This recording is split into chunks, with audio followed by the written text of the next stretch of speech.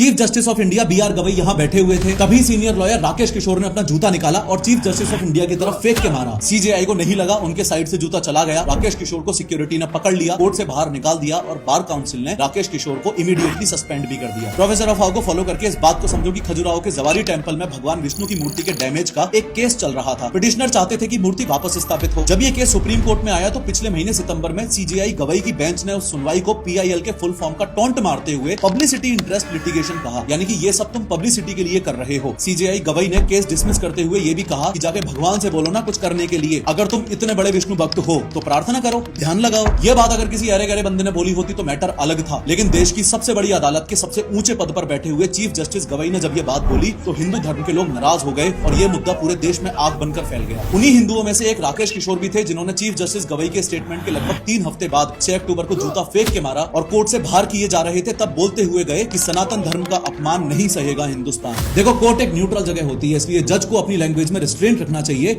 Specially तब जब बात रिलीजन से जुड़ी हो। सीजेआई ने बाद में क्लैरिफाई भी किया कि उनका रिमार्क जुडिशियल कॉन्टेक्स्ट में था और उन्होंने बोला आई रिस्पेक्ट ऑल रिलीजन्स, लेकिन तब तक लोग हर्ट हो चुके थे। पर इसका मतलब यह भी नहीं है कि किसी वकील को जज पे जूता फेंकने का हक मिल जाता है। सीनियर लॉयर राकेश किशोर ने जो किया प्लस सीजेआई गवई ने जो बयान दिया, दोनों ही चीजें गलत हैं।